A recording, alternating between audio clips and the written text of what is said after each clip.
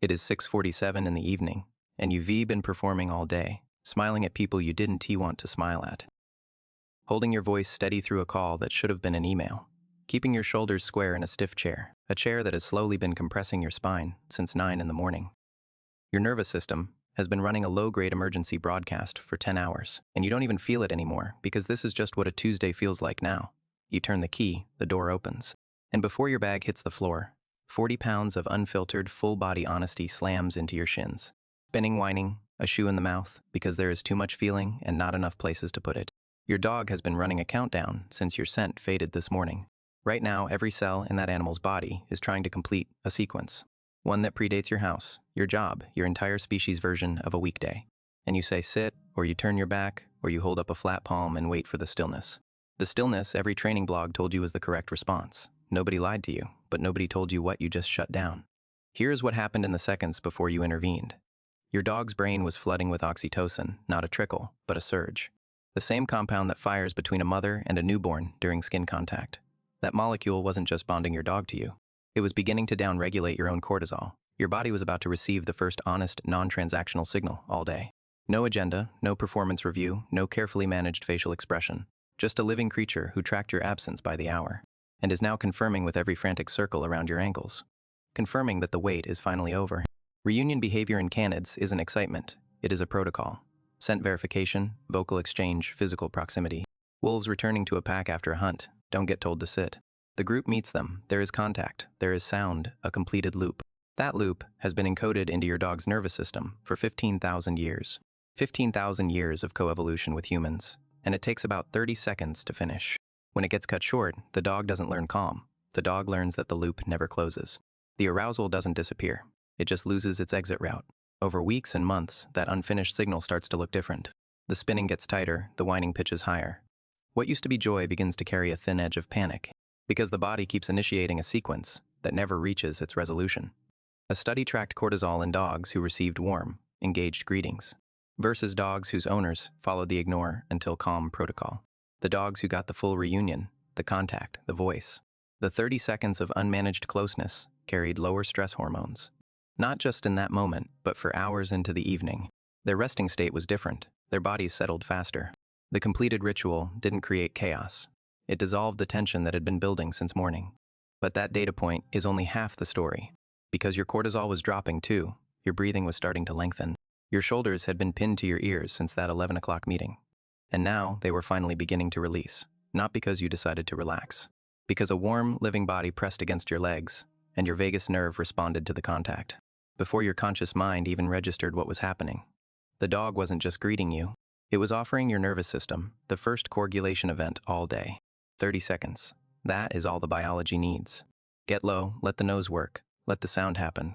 You aren't rewarding chaos. You're letting a 15,000-year-old circuit complete itself. And your own body is wired to benefit from every second of it. That doorway moment, though, is only the most obvious one you've been misreading. Your dog already knows you had a terrible day. Not because they saw your face or heard your voice. They knew before you even touched the door handle. Now, flip the camera, drop it 14 inches off the ground. Your dog's vomeronasal organ is a sensory structure humans lost millions of years ago. It is already pulling chemical data from the air, seeping under the door. Cortisol has a molecular signature. Adrenaline changes the composition of your sweat. Before your key hits the lock, your dog's olfactory system has filed a report. 300 million scent receptors feeding into an olfactory bulb. An olfactory bulb 40 times the size of yours. Not an emotional report, but a chemical one. Threat level, metabolic state, and hormonal load. This isn't a greeting. This is a biological scan. Then you walk in and look at them, thinking you're giving love. But your face is still carrying the residue of 8 hours of performance. Your jaw is tight, your eyes are wide and fixed. The exact same expression you held in meetings all day. To another human, that face reads as composure. To the predator scanning you from below, it reads as something else entirely. Hard, unblinking eye contact in canine signaling isn't affection. It is pressure. The same fixed stare that precedes a confrontation between two animals. Two animals deciding whether to escalate. Your dog's nervous system doesn't have a filter that says they love me. So this is fine. The signal just arrives raw. The sympathetic system receives it as tension. And the dog does what 40,000 years of coevolution taught it to do. When a bonded group member is broadcasting stress, it tries to de-escalate. That look away, the slow blink, the lip lick, the yawn from nowhere. You've probably read those as disinterest, but they're the exact opposite. Those are calming signals. Deliberate neurological outputs designed to lower the temperature of an interaction. An interaction the dog's threat assessment has flagged as elevated. Your dog isn't ignoring you. It is attempting coagulation, sending parasympathetic signals back into the space between you, trying to pull your nervous system out of the loop. The loop it has been running since morning. When that de-escalation works, when your face softens, when your eyes go from fixed to loose, when your jaw releases and your breathing slows, something measurable happens in both of you simultaneously. Oxytocin spikes, not just in your blood, in theirs. The bonding circuit doesn't activate because you decided to feel love. It activates because two nervous systems finally dropped into the same rhythm. The cortisol loop that ran all day starts losing its grip. Your dog didn't need a single word to make that happen. No script, no performance, no social calculation, just a body reading another body and adjusting, until both could breathe at the same speed. But that same nervous system is sophisticated enough to read your cortisol through a closed door and de-escalate your stress with a sequence of microsignals. It doesn't power down when you leave the room. There is a reason your shoulders drop 3 inches when your dog settles at your feet. Not a poetic reason, a measurable, repeatable, physiological one. Here is what no one explains about the moment you sit down, and your dog just exists near you. Not pawing at you, not demanding a walk, just lying on the floor 3 feet away, breathing. What researchers in social attachment have documented is this specific configuration. A bonded animal in calm proximity with 0 demands. It triggers something called social buffering. Your parasympathetic nervous system begins to override the sympathetic one. Not because you took a deep breath on purpose, because the presence of a coagulating body in your space physically changes the signaling in your vagus nerve. The vagus nerve runs from your brainstem down through your chest and right down into your gut. It is the main brake line for your entire stress response. And affiliative proximity is the scientific term for a bonded creature simply choosing to be near you. Without asking for anything, it activates that brake. Your heart rate slows, your breathing deepens without you noticing. The cortisol that has been pooling in your system all day long, it finally begins to clear. This isn't a metaphor, this is measurable in blood panels and in heart rate variability data. And here is the part that should genuinely change how you think about those quiet evenings. Your dog isn't passively lying there. Their nervous system is doing something active. When a dog chooses to close the distance and settles within a few feet, their own cortisol drops. Their heart rate synchronizes toward yours, 2 nervous systems in the same room. Neither one performing, both downshifting together. You aren't just sitting on a couch with a pet nearby.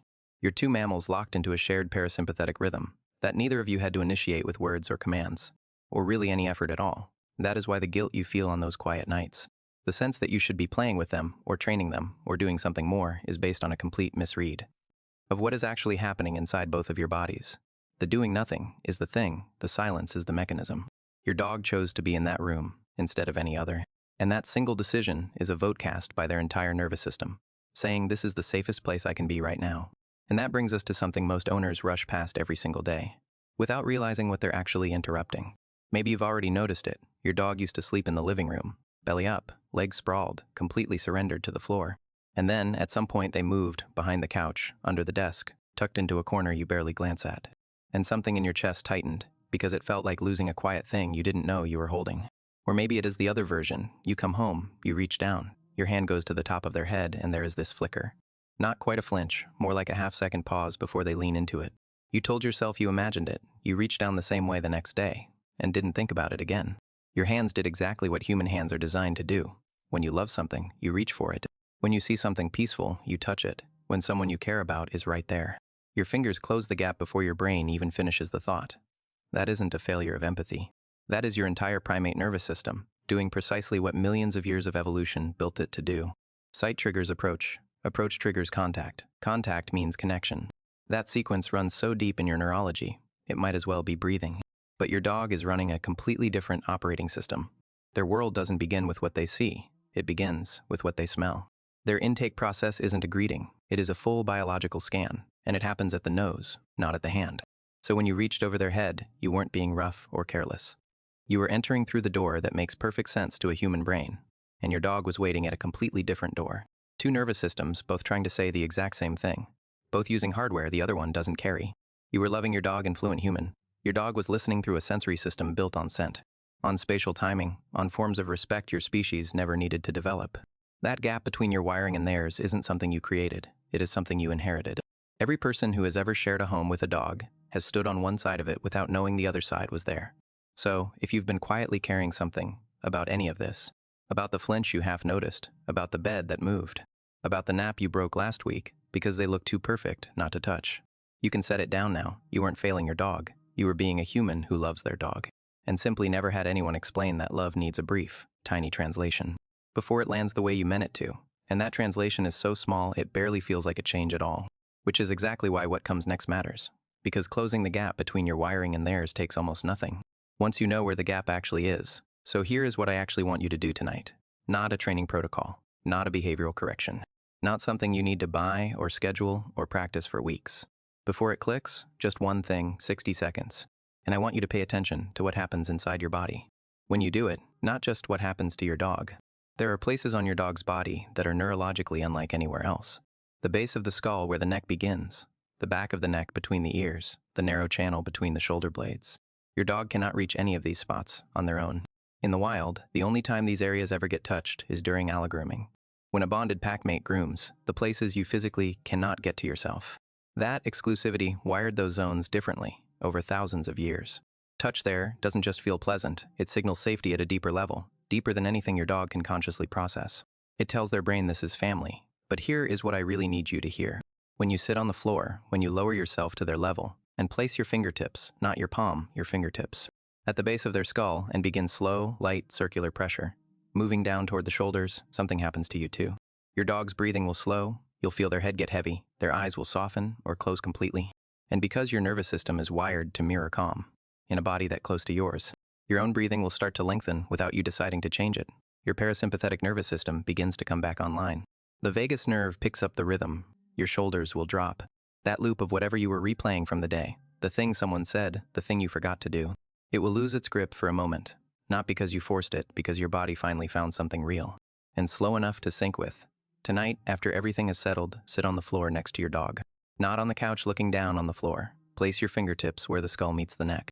Slow circles, light pressure, move down toward the shoulders. Match the pace to something like waves pulling back from sand. Do this for 60 seconds, that is all. But while you're doing it, I want you to notice 3 things. Notice when your own breath changes. Notice the exact moment your shoulders release. And notice whether that thing you've been mentally chewing on all day still has the same volume it had 5 minutes ago. You aren't training your dog right now. You aren't fixing a behavior problem. You're letting a 60-second window of coagulation do what an hour of scrolling your phone on the couch